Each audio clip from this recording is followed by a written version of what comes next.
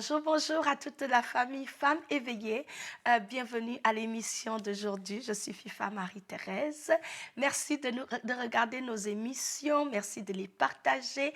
Merci de laisser un commentaire et de nous dire d'où vous nous regardez. Ça nous fait plaisir de voir toutes les nations qui regardent nos émissions. Alors, aujourd'hui, je vais passer tout droit au message. Donc, on va vraiment laisser toutes les autres choses. On va aller tout droit au but. J'espère que vous êtes prêtes. Prenez vos Bibles. J'aime travailler avec la parole de Dieu. Vous devez le savoir. Si tu nous regardes pour la première fois, tu es nouvelle, tu t'es pas abonné, abonne-toi et sache que mon nom veut dire shalom, veut dire paix. Je pense que la paix de Dieu, c'est tellement nécessaire. Vous savez, être en paix, ça ne veut pas dire que tout va bien dans ta vie. Être en paix, c'est quelque chose que nous devons garder parce que lorsque tout va mal, c'est la paix que nous avons en Jésus là qui va nous aider à surmonter ce que nous traversons. Donc la paix et la joie que le Seigneur nous donne sont des armes. C'est la raison pour laquelle j'aime à dire mon nom. Paix, shalom. Que la paix de Dieu garde vos pensées en Jésus. Nous en avons besoin parce que nous sommes dans les derniers temps. Et le diable va tout faire pour frustrer ta paix et voler ta joie. Mais tu as le choix. Et le choix et le pouvoir de conserver ta paix et ta joie. Ce sont des armes. La Bible dit, la joie du Seigneur est ma force. Gardez votre joie.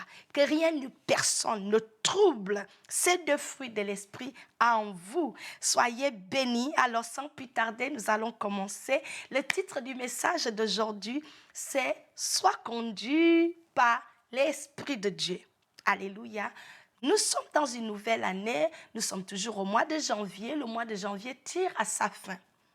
Je crois réellement que pour la saison dans laquelle nous sommes, il est important que plusieurs d'entre nous puissions prendre la décision d'être conduits par l'Esprit de Dieu et rien que par l'Esprit de Dieu, parce que je vous assure, les forces qui veulent diriger nos vies font beaucoup de bruit et peuvent nous induire en erreur.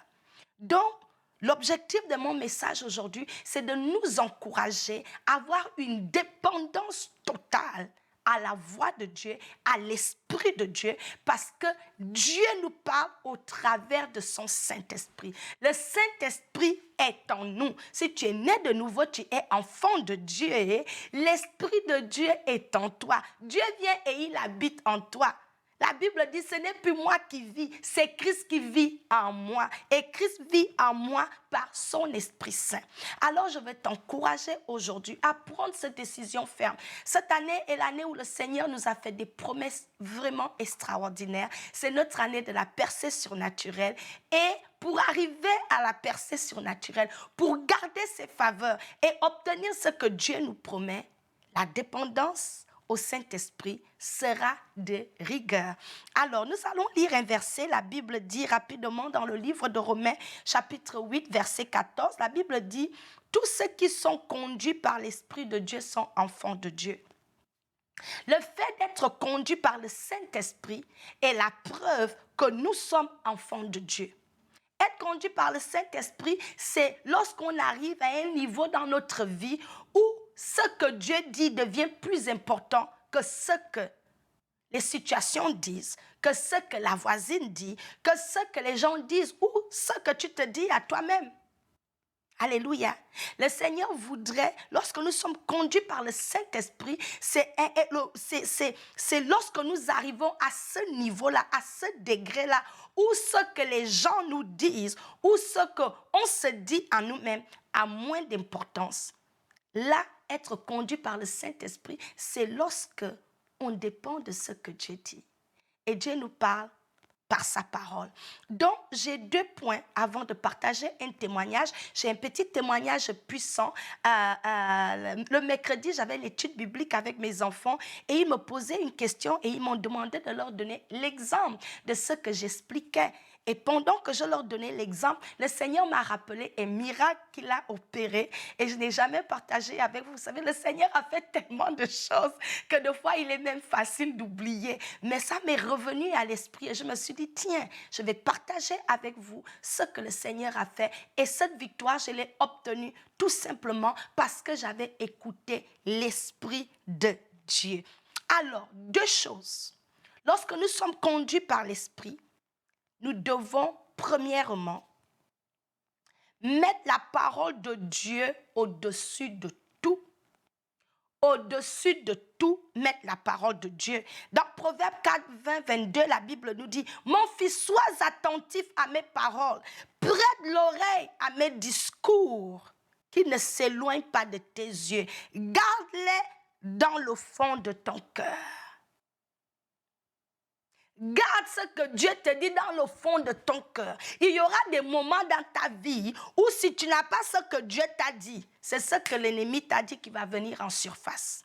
Mais lorsqu'on veut marcher par l'esprit, nous devons conserver ce que Dieu nous a dit dans le cœur, au moment opportun, au moment du besoin. C'est cette chose-là qui va ressortir. Très, très important. Donc, j'ai dit, la première chose lorsqu'on est conduit par l'Esprit de Dieu, c'est la dépendance à la voix de Dieu, à la vérité de la parole de Dieu. Ça doit avoir la primauté dans ton cœur, que lorsque tu réfléchis, tu es devant les situations, tu n'es pas intimidé ni influencé par les situations, tu examines toutes choses d'abord à la lumière de la parole de Dieu. Dans cette situation où je suis, qu'est-ce que dit la parole de Dieu? La Bible dit, n'associez pas à tout esprit foi, n'associez pas à tout esprit Dieu. Mais éprouvez les esprits, examinez les esprits. Et pour mieux juger, bien jauger les situations, reconnaître les situations ou les saisons dans lesquelles nous sommes, ça nous prend de savoir qu'est-ce que Dieu dit sur cette situation. Et lorsqu'on ramène tout à la limite et à la hauteur de la parole de Dieu, ça nous aide à nous tenir à ce que Dieu dit et non à ce que les situations nous disent, ou à ce que les gens nous disent, ou encore à ce que le diable nous dit. Le diable est un menteur plus. Pour savoir qu'il ment, tu dois confronter ce qu'il te dit, qu'est-ce que Dieu dit. Alléluia. Donc c'est ça la première étape. La deuxième étape, lorsque nous sommes conduits par l'Esprit de Dieu, c'est c'est de répondre, c'est être spontané, c'est de répondre instantanément à l'esprit, à notre esprit. Ce sont les deux choses qui m'ont aidé. C'est de répondre instantanément. Dieu a dit ça et tu entends cette voix-là et ça te revient. C'est sur ça que tu dois te tenir. Alléluia. Dans le livre de Proverbes, chapitre 20, verset 27, la Bible dit, « L'esprit de l'homme est une lampe de l'Éternel. Ils sont les profondeurs de l'âme. » L'esprit de l'homme est une lampe de l'Éternel. C'est Dieu, l'Esprit de Dieu qui parle à notre esprit et nous dit que voilà la voie, suis-la. C'est comme ça, c'est comme ci. Donc, dépendre du Saint-Esprit nous éclaire. Être conduit par l'Esprit nous éclaire. Alléluia. Alors, je vais faire le témoignage pour vous illustrer ce que j'ai dit. Je vais faire un témoignage que je pense qu'il est absolument glorieux et je vais témoigner aujourd'hui, je vais partager cela avec vous aujourd'hui pour rendre encore les actions de grâce à Dieu parce que mon fils en question a 5 ans aujourd'hui à la gloire de l'Éternel. Donc je veux vraiment profiter de cette occasion pour dire encore à Jésus merci d'être la lampe sur mon sentier qui m'éclaire. Si je n'avais pas eu l'Esprit de Dieu, je n'aurais pas ce merveilleux petit garçon de 5 ans aujourd'hui. Donc sans plus tarder, j'étais enceinte de mon dernier garçon.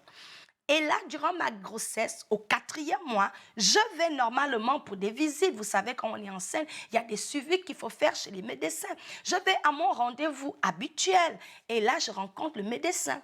Nous sommes confrontés à un sérieux problème. On commence à prendre les paramètres, vérifier la tension, comment va la maman.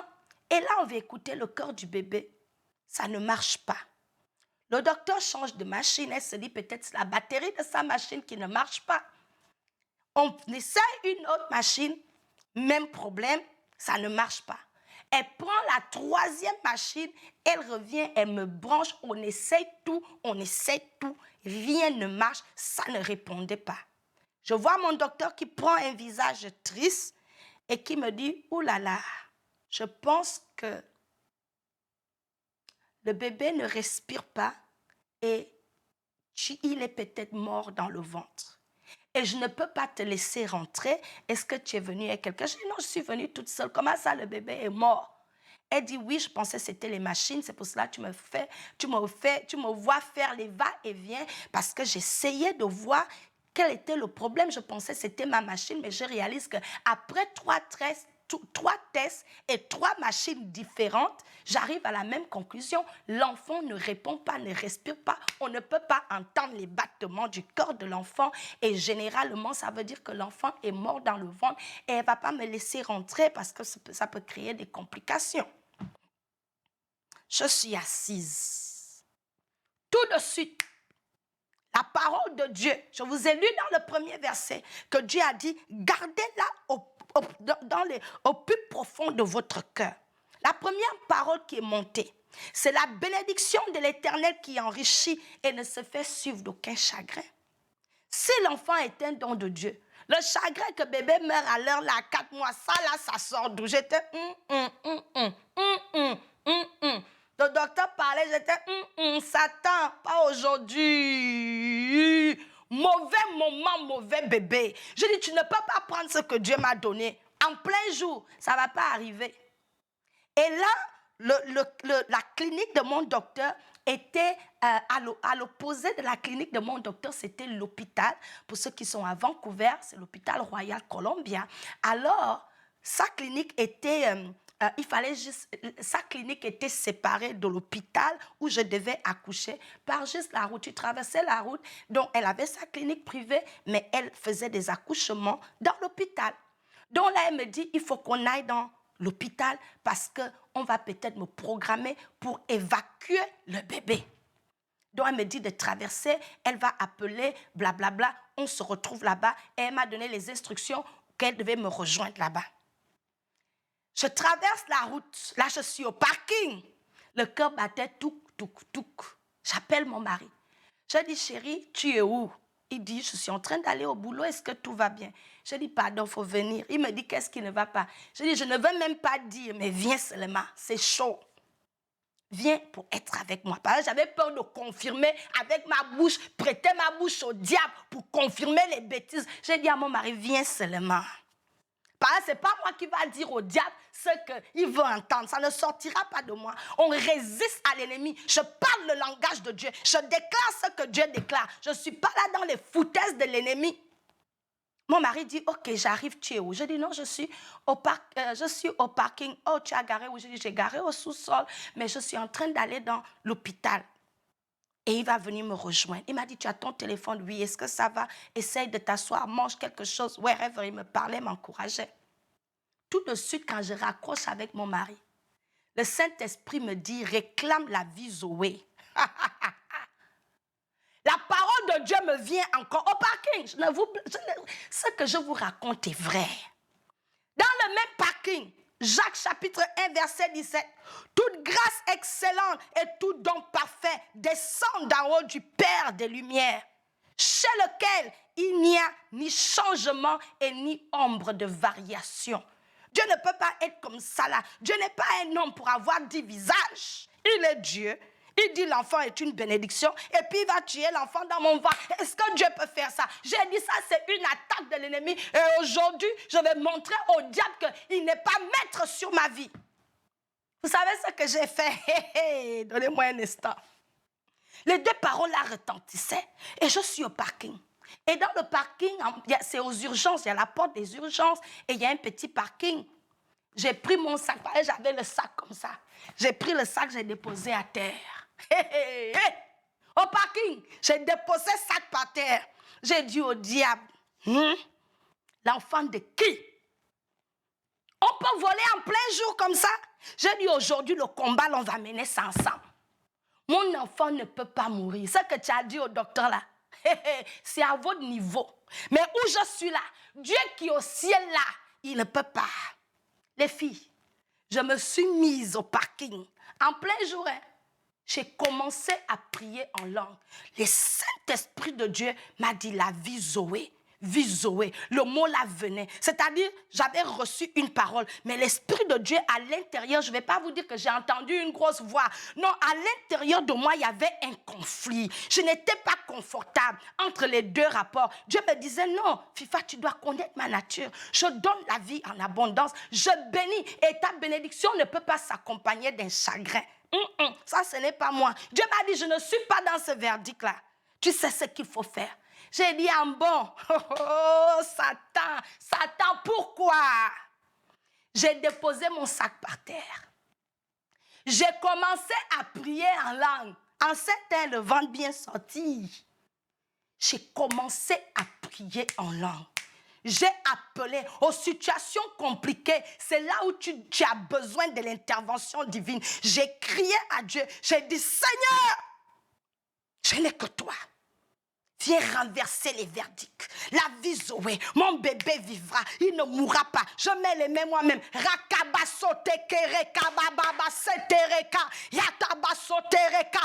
commencé à prier, j'ai commencé à appeler à Dieu. J'ai dit, Seigneur, aide-moi. Je refuse la mort de ce bébé. Ah, Seigneur, j'ai commencé à faire les courses pour mon bébé. Tu m'as béni et je refuse de céder. J'ai décrété une guerre. Parce que là, c'est autel contre autel. Voix contre voix, force contre force. Quand le diable amène pour lui, j'amène pour mon Dieu. Les filles, c'est quand j'ai dit amen que j'ai réalisé que les blancs qui passaient se sont dit, est-ce que la femme africaine là, elle n'a pas perdu la raison? C'est qui se met en plein jour en train de parler? Je dis, je n'ai pas le temps. Je ne vais pas paraître politiquement correct quand le diable est en train d'opérer dans la méchanceté et moi je vais essayer d'être propre. Je dis, je m'en fous. Je suis dans un combat et je vais mener cette bataille jusqu'à victoire totale. Je viens contre toi au nom du Seigneur. Je me suis tenu comme David s'est tenu devant Goliath. Il a dit à Goliath, tu viens avec moi le javelot, avec toutes tes cuirasses, avec ta taille, tu es géant. Mais dans le nom de Jésus, Goliath, tu vas tomber et je vais couper ta tête, je vais donner ta tête aux oiseaux du ciel. Je me suis tenu ferme.